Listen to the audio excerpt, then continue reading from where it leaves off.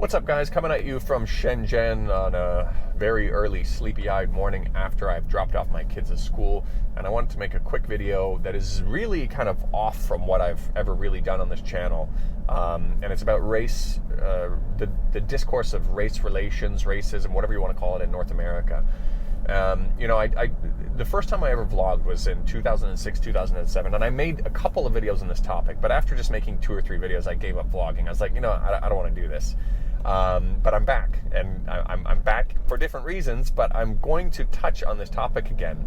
And the reason I want to touch on this topic is because after Biden's win, I saw a lot of people celebrating this for many different reasons, very ironic reasons. One is that, the world is going to be a better place, or, there's no longer going to be kids in cages on the border in the south with Mexico.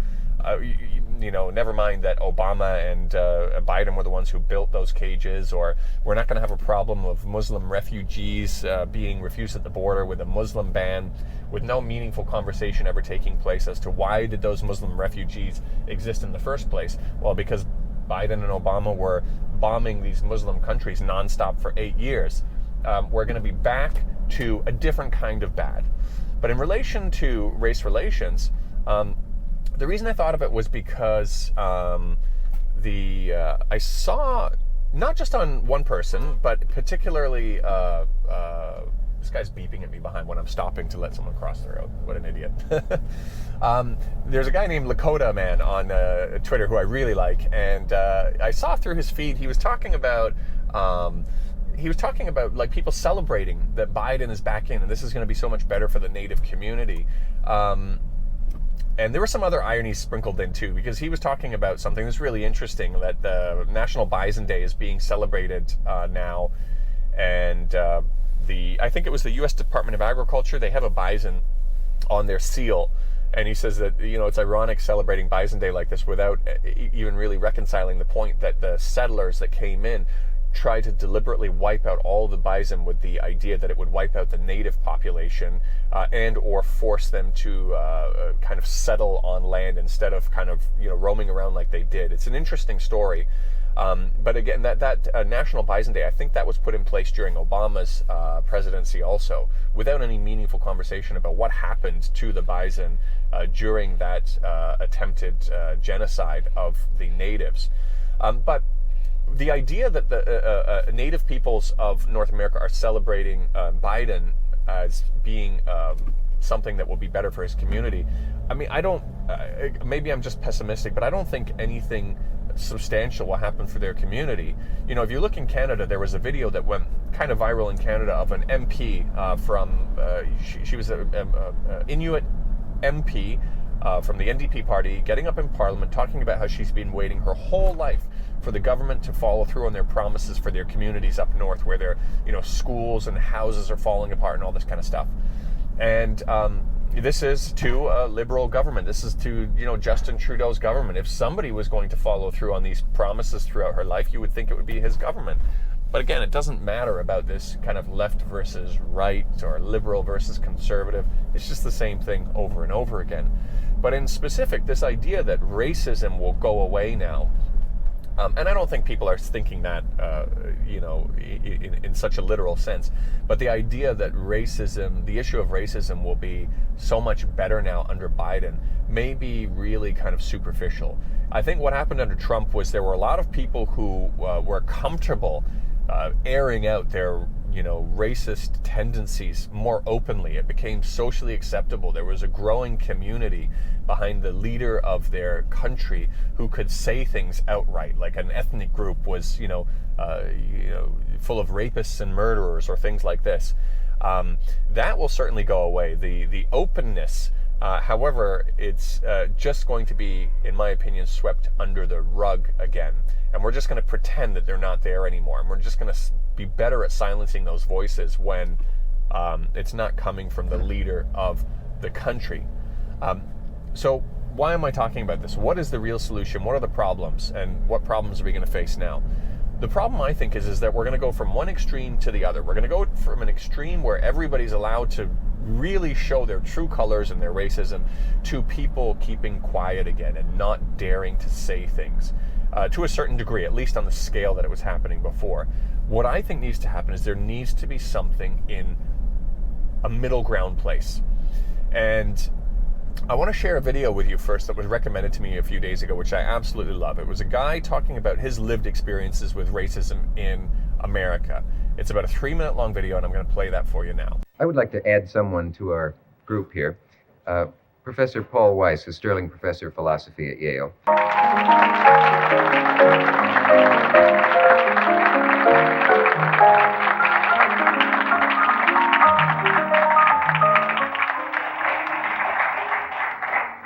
Were you able to listen to the show backstage? A good deal of it, but then I was behind the rostrum here. Yes. So I heard only some of it. Did you hear anything that you disagreed with? I disagreed with a great deal of it, and of course, there's a good deal I agree with. But I think he's overlooking one very important matter, I think. Each one of us, I think, is terribly alone. He lives his own individual life. He has all kinds of obstacles in the way of religion or color or size or shape or lack of ability, and the problem is to become a man. But what I was discussing was not that problem, really. I was discussing the difficulties, the obstacles, the very real danger of death thrown up by this society when a black man attempts to become a man. All this emphasis upon black man and white does emphasize something which is here, but it emphasizes it or perhaps exaggerates it, and therefore makes us put people together in groups which they ought not to be in. I have more in common with a black scholar than I have with a white man who's against scholarship. And you have more in common with a white author than you have with someone who's against all literature. So why must we always concentrate on color or on religion or this? There are other ways of connecting men. The distance placed between myself and my own assessment, my own experience, was much greater than it would be for any white person in this country. I don't believe it. I know you don't believe it. I'll tell you this.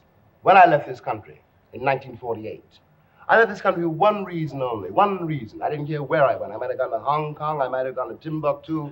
I ended up in Paris, on the streets of Paris, with $40 in my pocket on the theory that nothing worse could happen to me there than had already happened to me here. You talk about making it as a writer by yourself. You have to be able then to turn off all the antenna with which you live, because once you turn your back on this society, you may die. You may die. And it's very hard to sit at a typewriter and concentrate on that if you're afraid of the world around you. The years I lived in Paris did one thing for me. They released me from that particular social terror, which was not the paranoia of my own mind, but a real social danger visible in the face of every cop, every boss, everybody. You're asking me to do something impossible. You're asking me to take the will for the deed. I don't know what most white people in this country feel, but I can only include what they feel from the state of their institutions. I don't know if white Christians hate Negroes or not, but I know that we have a Christian church which is white and a Christian church which is black. I know, as Malcolm X once put it, that the most segregated hour in American life is high noon on Sunday. That says a great deal for me about a Christian nation. It means that I can't afford to trust most white Christians and certainly cannot trust the Christian church. I don't know whether the labor unions and their bosses really hate me. That doesn't matter, but I know I'm not in their unions. I don't know if the real estate lobby is anything against black people, but I know the real estate lobbies keep me in the ghetto. I don't know if the Board of Education hates black people, but I know the textbooks they give my children to read and the schools that we have to go to. Now, this is the evidence. You want me to make an act of faith, risking myself, my wife, my woman, my sister, my children, on some idealism which you assure me exists in America, which I have never seen. I never said that. Right. All right, so in this video, that's the short version of the video, and there's a longer version of the video. I'm going to give you both. But what was happening was, on stage, these two people, a black man and a white man, were having an argument with each other. And the white man was arguing against the black man's lived experiences, saying, you've got this racism thing all wrong. And I can't imagine that would be an easy thing to do today. If a white man got up on stage and did a similar kind of a thing, he would be shut down spectacularly. He'd probably lose his job if he was working at a university, and all other kinds of things would happen to him.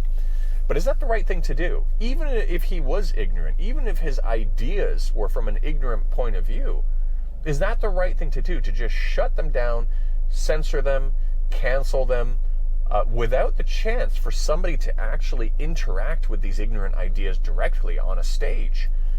I mean, now you're going to get back to a point where nobody would dare, and I think even in Trump's era, this would have been a very difficult thing to do.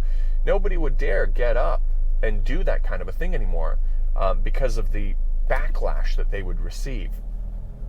I mean, again, it's okay to call this guy ignorant. It's okay to say, where does this guy get off? But what a valuable experience to be able to have that exchange and potentially convert some of the people with quiet racism and quiet misconceptions about people by hearing this argument go on. There was a similar thing that happened in England. There's a really good talk from the Oxford Union talking about deplatforming, whether you support deplatforming people. And one of the strongest arguments against deplatforming was they talked about, I think it was National Party leader Nick Griffin, where he was a Holocaust denier and all this kind of stuff. A very, not a very pleasant character, but he was growing in popularity. And he had like 2 or 3 seats in the European Union. What happened was the BBC put him on their show to have a debate with someone. And there was a huge protest from the Jewish community outside. And they said, how dare the BBC give this guy airtime? But something interesting happened. He got up on stage, he argued, his ignorant ideas got exposure in front of other intellectuals, and they shut him down, and they knocked down his arguments so clearly that his own followers, his own supporters, started losing support for him. They started asking the question, oh, hold on a second. Yeah, you know what? There is a problem with his argument that I'm accepting. And he ended up losing his seats in Parliament, and he just kind of went downhill from there. So I think with racism, there might be an opportunity to have a very similar approach, where we create the environment where you let these people come out, and you let them interact with other intellectuals to address these issues head on, and not just push them underground where their ideas and their community will fester and grow until the next Donald Trump-like character comes out, when they can come out and party again.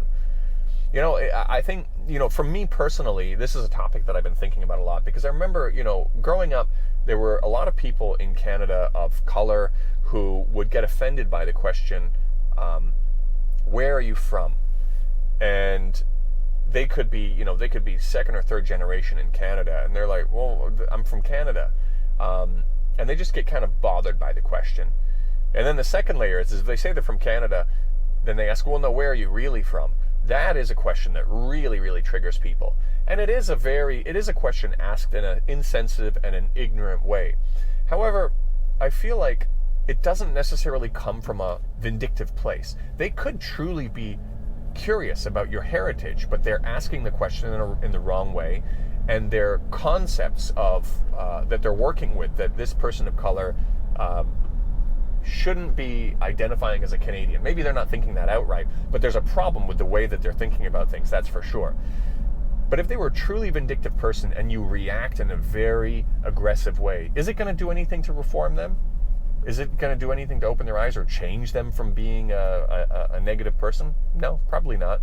But there is a risk with reacting in a very aggressive way. And that risk is that they could have been just a truly curious, granted, ignorant person who you're now going to shut down, and who you're going to make them very careful about how interested they are in learning about other cultures. And you actually end up noticing that in society, where when you're a person of color, or you don't look the same, you can tell sometimes there are well-meaning people around you that when they're having a discussion with you, or there's a group discussion, and all of a sudden you hit on a certain topic, you get the sense that some people are walking on eggshells around you, that they're like, okay, what am I allowed to say? What am I not allowed to say? Because we're living in this kind of, obviously this cancel culture, hypersensitive, getting offended really easy society, where they're like, as a white person, I got to be really careful not to say the wrong thing around this person.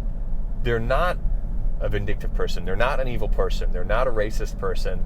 But they've all of a sudden become so careful around how they're supposed to speak around people of color that it creates a really difficult situation to have a productive, meaningful conversation.